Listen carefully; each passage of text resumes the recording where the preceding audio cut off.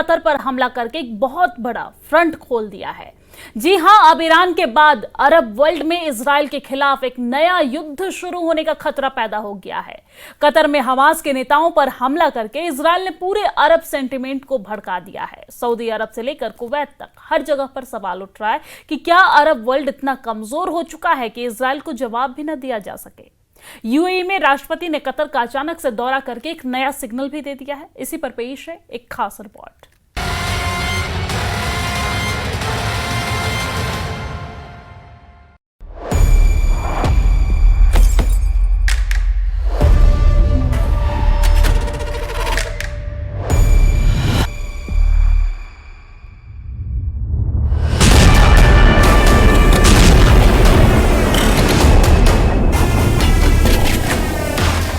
Qatar की राजधानी दोहा, मंगलवार का दिन दोपहर के 3:45 बज रहे हैं। अचानक जोरदार धमाके होते हैं।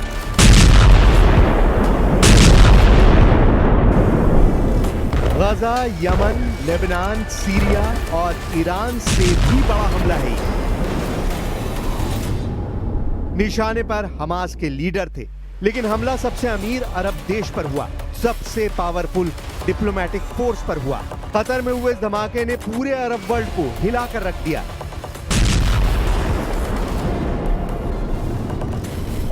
ईरान, यमन और लेबनान से लड़ने के बाद अब इजराइल के टारगेट पर पूरा अरब वर्ल्ड आ गया है। कतर पर एयर स्ट्राइक करके इजराइल ने बता दिया है कि वो अपने दुश्मनों को मारने के लिए संप्रभुता नाम के बैरिकेड को भी तोड़ डालेगा।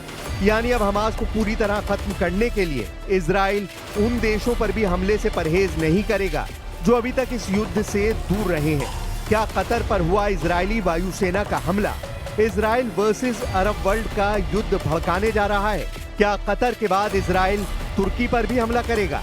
क्या इस्तांबुल पर एयर स्ट्राइक होगी? क्योंकि हमास के नेता तुर्की में भी रहते हैं। इसमें कोई शक नहीं कि नेतन्याहू ने बहुत बड़ा कदम उठाया है। नेतन्याहू ने साफ साफ कहा है कि हमास को पूरी तरह मिटाने के लिए वो हर कदम उठाएंगे, फिर चाहे जमीन कोई भी हो, कहीं भी हो। कतर में हुए इस हमले के टारगेट पर थे हमास चीफ खलील अल हैया, लेकिन इस हमले में वो बाल बाल बच गए। हालांकि 6 लोगों की इस हमले में मौत हुई है। कतर ने ऐलान कर दिया है कि इजराइल का हमला उसे मध्यस्थता करने से नहीं रोकेगा, यानी हमास से डील करना जारी रहेगा। और इसीलिए अब इजराइल के सामने कतर नाम का दुश्मन भी तैयार हो चुका है। الوساطة في الدبلوماسية القطرية هي جزء من هذه الهوية وستستمر، ولن يثنينا أي شيء عن الاستمرار في هذا الدور في كافة القضايا المختلفة حولنا في المنطقة، وصولا لاستقرار المنطقة، وصولا لاستقرار شعوبنا في النهاية. क्या कतर इजराइल के हमलों को लेकर खामोश रहेगा या वो भी वैसे ही जवाब देगा जैसे ईरान ने इजराइल को एक बार नहीं, 2 बार नहीं, बल्कि 3 बार दिया है?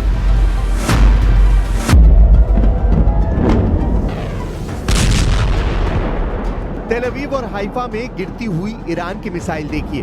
13 जून को तेहरान पर इजराइल के हमले के बाद शुरू हुई इस जंग में ईरान ने इजराइल पर 600 मिसाइल दागी थी।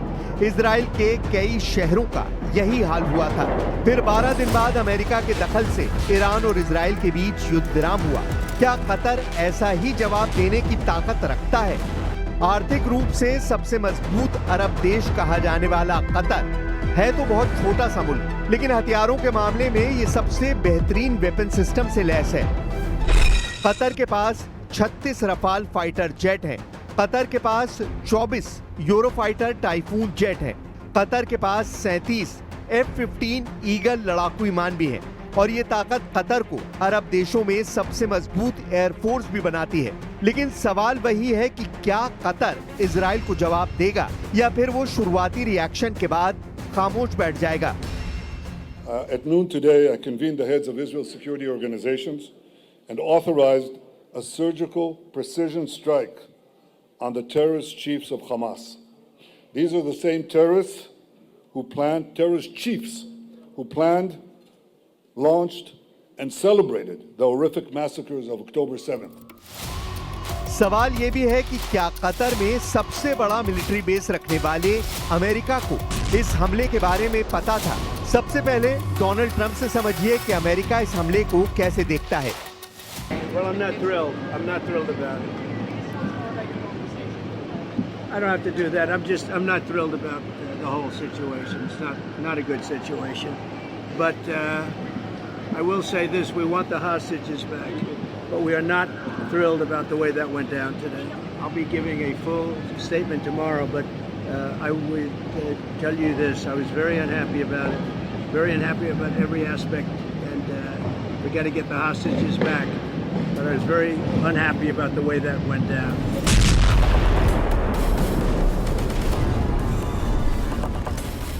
कैरोलिन लेविट की बात पर गौर करिए, क्योंकि कैरोलिन लेविट ने इजराइल को लेकर ट्रंप की पॉलिसी की पूरी पोल खोल कर रख दी है। Sure. Well, I have a statement to read for all of you with respect to the Israeli strike in Doha, and here it is. This morning, the Trump administration was notified by the United States military that as Israel was attacking Hamas, which very unfortunately was located in a section of Doha, the capital of Qatar. President Trump immediately directed Special Envoy Witkoff to inform the Qataris of the impending attack, which he did. The president views Qatar as a strong ally and friend of the United States and feels very badly about the location of this attack. Karoline Leavitt ने साबित कर दिया है कि Israel को America से पूरी छूट मिली और कतर पर हुए हमले को लेकर एक तरह से ट्रंप का ग्रीन सिग्नल था। कतर को पश्चिम एशिया में अमेरिका का सबसे अहम सहयोगी माना जाता है। अमेरिका का सबसे बड़ा सैन्य अड्डा और डिप्लोमेटिक संबंधों को लेकर कतर ये मानता रहा है कि इजराइल उससे दूर रहेगा, लेकिन 9 सितंबर को हुई इजराइल के एयर स्ट्राइक ने सब कुछ गलत साबित कर दिया।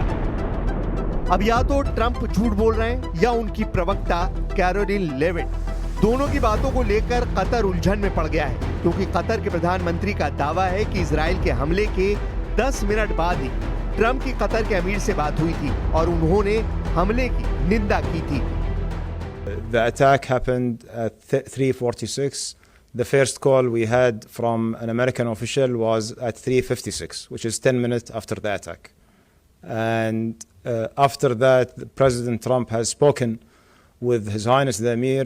He condemned the attack, and the U.S. government position that they have no knowledge about the attack nor any coordination about it until it started to happen. Israel ने हमला करके दिखा दिया है कि उसके दुश्मनों के लिए कोई जगह सुरक्षित नहीं है। ऐसे में अब इजराइल के एक्शन ने तुर्की के लिए बड़ा खतरा पैदा कर दिया है, क्योंकि तुर्की भी हमास के बड़े मददगार देशों में शामिल है। दोहा में वो जगह देखिए जहां इजराइल ने बम गिराए। Made in America bunker buster बमों ने इस इमारत का क्या हाल किया है।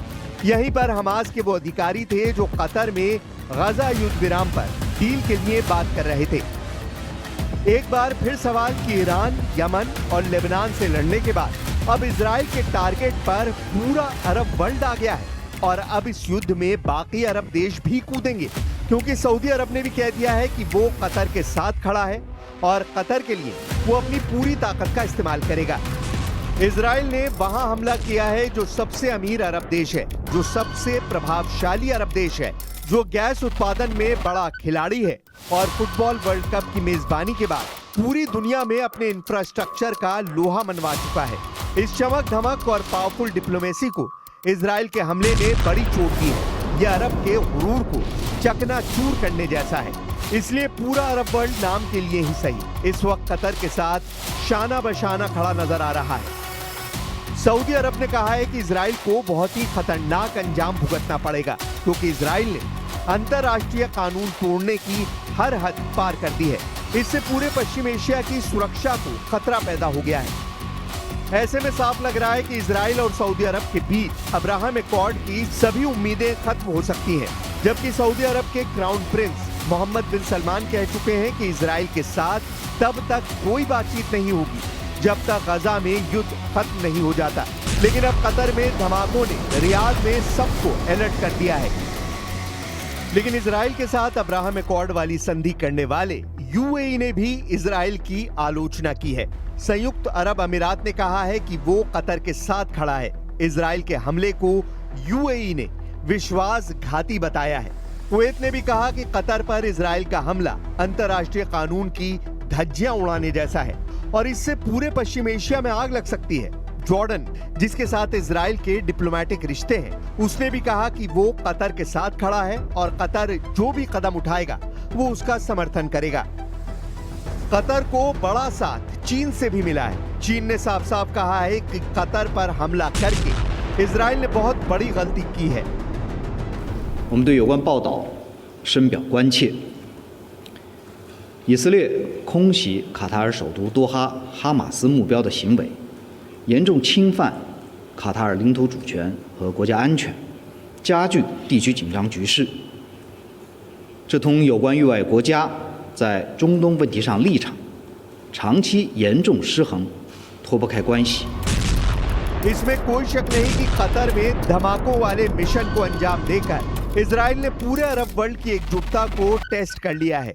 क्या हमास को टारगेट करके किए गए धमाकों का अरबी गुरूर मजबूती से जवाब देगा या कुछ दिनों के तनाव के बाद सब कुछ ठंडा हो जाएगा?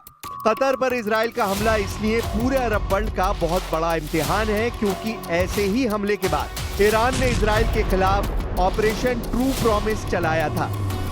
दुनिया ने ऑपरेशन ट्रू प्रॉमिस का पहला संस्करण 13 अप्रैल 2024 को देखा था, जब ईरान ने सीरिया में अपने दूतावास पर हुए हमले का बदला लेने के लिए 170 ड्रोन और 30 मिसाइल इजराइल पर फायर की थी और ईरान ने ऐसा दूतावास पर हमले के 13 दिन बाद किया था।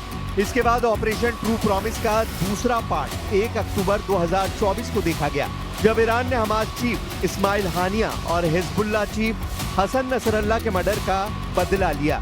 31 जुलाई 2024 को हानिया को तेहरान में ही मारा गया था, जबकि हसन नसरल्लाह को मारने के लिए इजराइल ने 27 सितंबर को बेरूत में बमबारी की थी। इसका बदला लेने के लिए ईरान ने 1 अक्टूबर 2024 को 200 बैलिस्टिक मिसाइल से इजराइल पर हमला किया। इसके बाद जून में हुई जंग से तो पूरी दुनिया वाकिफ है, जब अली खामनेई ने ऑपरेशन ट्रू प्रॉमिस का तीसरा दौर शुरू करके बता दिया था कि पूरे पश्चिम एशिया में इजराइल को टक्कर देने वाली सबसे बड़ी ताकत ईरान है। 13 जून को इजराइल के हमले के बाद जब ईरान ने इजराइल पर मिसाइल बरसाई तो पूरी दुनिया हैरान थी। ईरान मिसाइल अटैक का हर रिकॉर्ड तोड़ रहा था। क्या तेल अवीव, क्या हाइफा और क्या इजराइल का डिफेंस सिस्टम। ईरान की मिसाइलों ने इजराइल के हर कवच को भेदा और बता दिया कि जब उसकी मिसाइल फायर होती है तो उन्हें रोकना ना तो इजराइल के बस की बात है और ना ही अमेरिका के। 12 दिन तक ईरान के गुस्से को पूरी दुनिया ने देखा और अब इन्हीं हमलों से सीखते हुए ईरान ने एक बड़ा ऐलान किया है। ईरान के रक्षा मंत्री ने कहा है कि 12 दिन के युद्ध के बाद ईरान अब डबल ताकत के साथ युद्ध लड़ने के लिए तैयार है। अजीज नासिरजादे के मुताबिक ईरान की मिसाइल पावर 2 गुना बढ़ा दी गई है। ईरान को लेकर बड़ी खबर इजराइल के मीडिया में छप रही है। खबर यह है कि ईरान ने अब दूसरे देशों में हथियार की फैक्ट्री बनानी शुरू कर दी है, हालांकि किस देश में इसका जिक्र नहीं किया गया है। बड़ी बात यह है कि नेतन्याहू को कहीं ना कहीं मालूम है कि कतर इजराइल के खिलाफ जवाबी कार्रवाई करने की ताकत तो रखता है, लेकिन ऐसा इरादा करना उसके लिए मुश्किल है। इजराइल के प्रधानमंत्री नेतन्याहू ने कहा है कि वो इस पूरे हमले की जिम्मेदारी लेते हैं। दरअसल यह हमला तब हुआ जब दोहा में हमास के नेता अमेरिका के युद्ध विराम प्रस्ताव पर आपस में बातचीत कर रहे थे। नेतन्याहू का युद्ध किन किन देशों में फैल चुका है, इसमें गजा यानी फिलिस्तीन पहले से शामिल है। दूसरा है लेबनान, जहां हिजबुल्लाह की लीडरशिप को इजराइल ने बड़ा झटका दिया। तीसरा है यमन, जहां नेतन्याहू की बमबारी पूरे कैबिनेट को खत्म कर चुकी है। चौथा है सीरिया, जहां जुलानी की हुकूमत पर भी इजराइल ने बम बरसाए हैं। ईरान के साथ युद्ध विराम जारी है, लेकिन कब युद्ध शुरू हो जाए नहीं मालूम। और अब खाड़ी देश कतर पर इजराइल का बम गिरा है। कतर में इजराइल की बमबारी के बाद बंधकों के रिश्तेदार परेशान हैं, क्योंकि कतर ही वो देश है जिसके जरिए हमास से बातचीत अभी तक हुई है। ऐसे में बातचीत पर फुल स्टॉप का मतलब है कि बंधकों की रिहाई मुमकिन नहीं हो पाएगी। इस वक्त हमास के कब्जे में इजराइल के 22 बंधक हैं, जबकि 38 बंधकों की लाशें भी हमास के पास हैं। ये वो बंधक हैं जो हमास की कैद में रहते हुए मर चुके हैं। इसकी वजह इजराइल की बमबारी भी है और ग्राउंड ऑपरेशन भी। אני רועדת מפחד. אני רועדת מפחד. יכול להיות שברגעים אלה ממש ראש הממשלה בנימין נתניהו בעצם מתנקש במתן שלי וחרץ את גורלו למוות. מי שמחליט לסכן את החיים של הילד שלי בכוונה רוצח אותו. למה ראש הממשלה מתעקש לפוצץ כל סיכוי קטן לעסקה? למה? החיים של מתן שלי בסכנה ממשית כבר 22 חודשים. עד מתי? שוב ושוב ושוב ראש הממשלה מחבל בעסקה. בכל עסקה שנמצאת על הפרק. נמאס לי. נמאס. לעם ישראל נמאס מהמלחמה הזאת. סיימו אותה כבר ותחזירו את כולם בהסכם כולל. लेकिन बड़ा सवाल ये भी उभर रहा है कि कतर के बाद क्या अगला नंबर तुर्की का है, क्योंकि कतर पर हुआ हमला सिर्फ अरब वर्ल्ड ही नहीं बल्कि